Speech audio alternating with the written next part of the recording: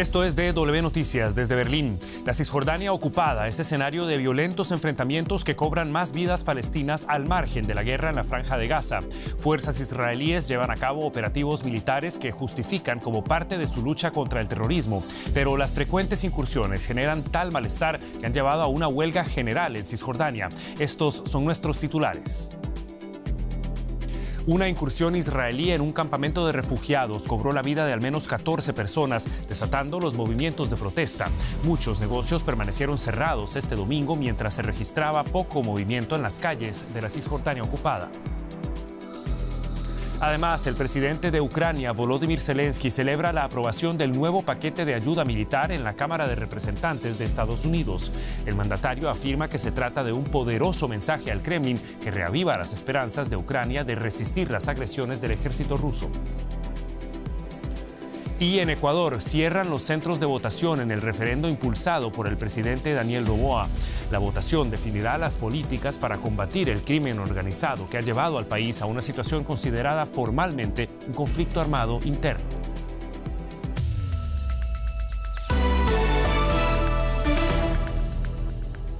Los saluda Javier Arguedas. Gracias por informarse con nosotros. Mientras el ejército de Israel continúa con su ofensiva militar en la Franja de Gaza, la violencia también se recrudece en la Cisjordania ocupada. 2 personas fallecieron en enfrentamientos en el territorio palestino, donde se declaró una huelga general en protesta por las constantes intervenciones israelíes. Anteriormente, una incursión en un campamento de refugiados cobró la vida de al menos 14 personas. Israel afirma haber matado a militantes en lo que llamó una operación antiterrorista. El ejército israelí realiza una redada en el campo de refugiados de Nur Shams, en el norte de Cisjordania. La incursión deja varios muertos y heridos, carreteras arrasadas y casas destruidas.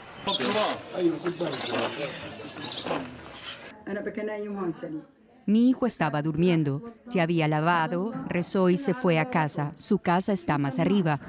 Frente a él había un francotirador y le disparó. Escuché los disparos. Mi otro hijo subió y lo encontró sangrando. Murió desangrado. Mira su sangre. Los palestinos aseguran que la incursión israelí no tiene precedentes. Han destruido totalmente viviendas, comercios, la red eléctrica, el alcantarillado, el sistema de canalización e infraestructuras. Esta incursión no tiene precedentes. Hay francotiradores en los tejados, escuadrones de la muerte y fuerzas especiales desplegadas. Es la guerra.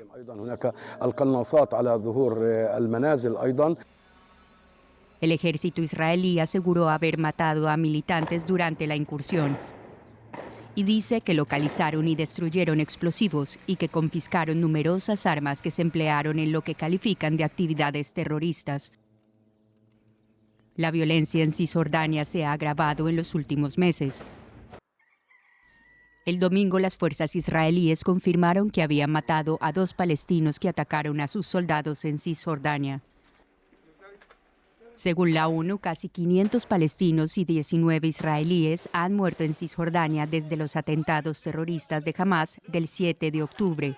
Y también, según el organismo, la violencia de los colonos israelíes hacia los palestinos ha aumentado considerablemente. Estados Unidos y otros países han impuesto sanciones a los colonos violentos y han instado a Israel a hacer más para detener la violencia. Tras la incursión israelí, los residentes palestinos de Cisjordania iniciaron una huelga general. Cerraron tiendas, universidades, bancos y paralizaron el transporte público para protestar por la incursión israelí en el campo de refugiados. La ocupación del territorio palestino en Cisjordania por parte de Israel avanza ante la aparente vista y paciencia de buena parte de la comunidad internacional. Pero nuevas medidas de sanción podrían marcar un cambio de rumbo, como nos lo cuenta el periodista especialista en Medio Oriente, Mikel Ayestarán. Mientras todos los ojos están puestos en Gaza, donde la operación contra Rafah parece cada vez más próxima, Israel intensifica las operaciones militares en Cisjordania. En las últimas 72 horas el ejército ha matado al menos a 16 palestinos y el punto más caliente, sin duda, ha sido el campo de refugiados de Nur Shams, en Tulkarem, al norte de los territorios ocupados. Desde que estalló la guerra en Gaza, la violencia se ha disparado en Cisjordania y soldados y colonos han matado al menos a 482 palestinos y detenido a cientos. Esta escalada de violencia ha llevado a Estados Unidos y a la Unión Europea a imponer sanciones de forma individual a colonos envueltos en ataques a palestinos. El problema es que la ocupación es una política de Estado y estas sanciones a individuos no evitan que avance cada vez con mayor rapidez esta ocupación, debido a que son los colonos quienes controlan los importantes ministerios en Israel. En el portal Axios adelantan además que Estados Unidos tiene la intención de sancionar a un batallón de combate del ejército israelí, el Netah Yehuda, por violaciones de los derechos humanos en Cisjordania. Según este medio online, que goza de muy buenas fuentes, se espera que el secretario de Estado Antony Blinken anuncie la medida dentro de unos días y si esto ocurre, será la primera vez que Estados Unidos sancione a un batallón del ejército de Israel, un país al que hay que recordar que arma y financia. La ocupación avanza y esto hace inviable un futuro Estado palestino. Hace tan solo unas semanas el gobierno israelí anunció la confiscación de la mayor parcela de tierra en Cisjordania desde los acuerdos de paz de Oslo, con vista a construir nuevos asentamientos. Y ya lo adelantaba Miquel, el ejército israelí aprobó los planes para prolongar la guerra en Gaza. Según medios de Israel, estos incluirían una operación militar en Rafah, en el sur de la franja.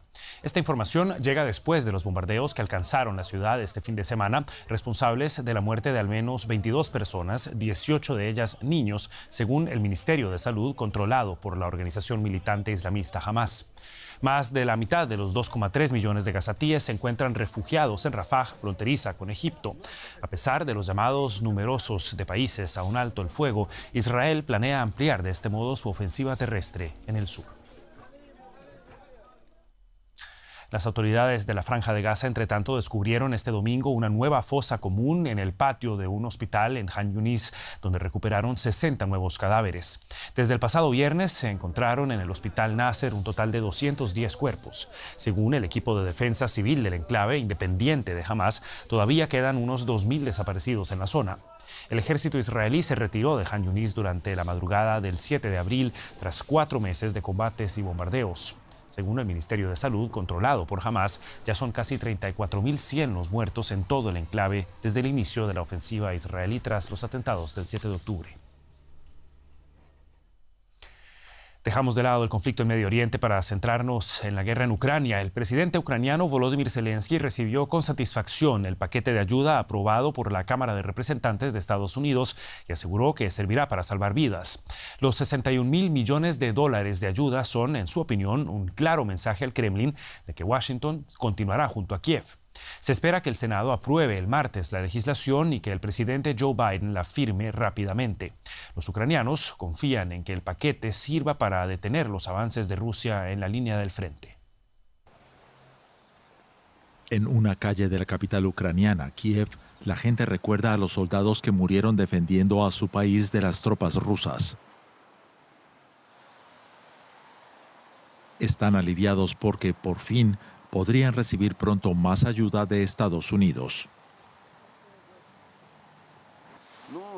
A primera vista, 61.000 millones de dólares pueden no parecer mucho, pero nos permiten adquirir armas lo antes posible y echar a los invasores rusos de Ucrania. Finalizar la guerra en condiciones injustas para nosotros o seguir luchando con la ayuda que recibamos. No hay muchas opciones. Es nuestro ejército con las armas de nuestros socios. Es el apoyo que los soldados ucranianos llevan esperando desde el año pasado. El presidente de Ucrania había pedido más sistemas de defensa antiaérea y más munición. Doy las gracias a todos los que han apoyado esta ayuda que salvará vidas. Personalmente, gracias al portavoz Mike Johnson y a todos los corazones estadounidenses que, al igual que los ucranianos, creen que el mal ruso no debe triunfar. Los legisladores aplauden y ondean banderas de Ucrania tras la votación. El paquete de casi 61.000 millones de dólares incluye más fondos para armamento, entrenamiento para los soldados ucranianos y más efectivo para reponer el propio arsenal de Estados Unidos. La votación final para liberar esta ayuda tendrá lugar la próxima semana.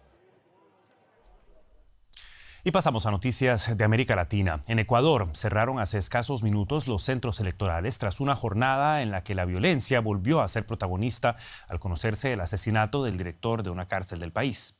Los ecuatorianos votaban precisamente para decidir en un referendo si se endurece la guerra contra el crimen organizado que tiene sumido al país en un clima de terror. El presidente Daniel Noboa fue de los primeros en emitir su voto. Unas 13,6 millones de personas están llamadas a escoger entre un sí o un no en las 11 preguntas planteadas por Noboa, quien asegura que el resultado de la consulta marcará el rumbo de la política de Estado para afrontar la lucha contra la violencia y contra el crimen organizado. El mandatario se juega en este referendo la alta popularidad conseguida en los primeros meses de su mandato tras elevar la lucha contra las bandas criminales a la categoría de conflicto armado interno. Lo que decida el pueblo ecuatoriano, las decisiones que tomen, las vamos a hacer respetar y las defenderemos con fuerza y convicción, porque en ellas se cristalizan los sueños y esperanzas para construir un mejor futuro. Nada va a detener la construcción de un nuevo Ecuador. Quienes se muestran a favor de la propuesta del gobierno aducen que al país le quedan pocas alternativas para retomar el control de la seguridad ciudadana. Estas eran algunas de las voces en las calles de Ecuador.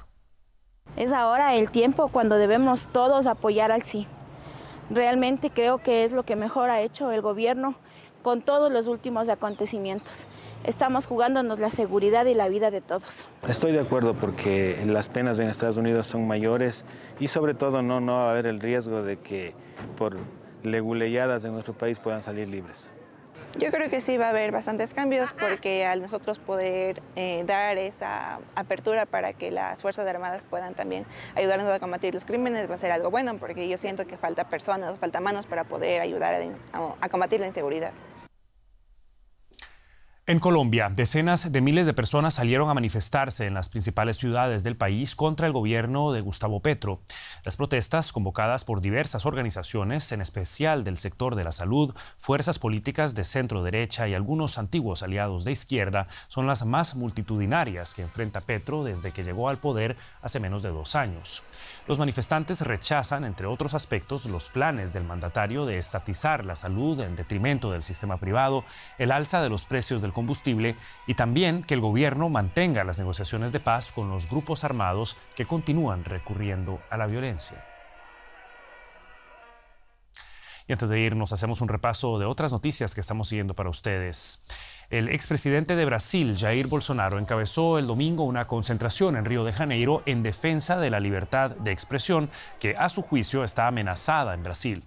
Todo en mitad del pulso entre la justicia del país y el magnate estadounidense Elon Musk, que será investigado por instrumentalización criminal de la plataforma X tras acusar de dictador a un juez brasileño.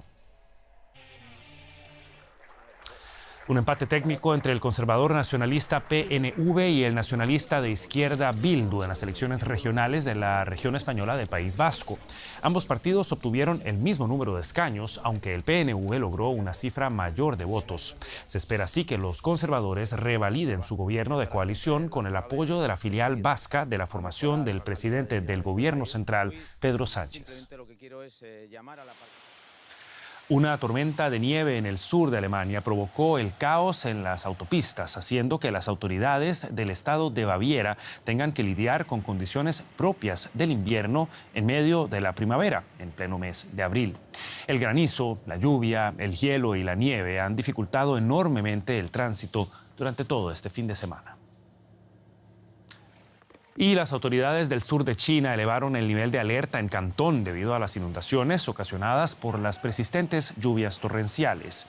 Las tormentas llevan azotando la mayor parte de esta provincia china desde el jueves. Se teme que podrían llegar a desbordar los ríos de la región, con los más de 127 millones de personas y sus hogares que podrían verse afectados. Con esto despedimos la presente edición de DW Noticias. Gracias por habernos acompañado. Recuerden que pueden mantenerse al tanto de la actualidad en todo momento en nuestro sitio en internet dw.com o seguirnos en redes sociales buscando DW Español. Yo soy Javier Arguedas, junto a todo el equipo que trabaja para ustedes. Aquí en Berlín, hasta una próxima ocasión. Que la pasen bien.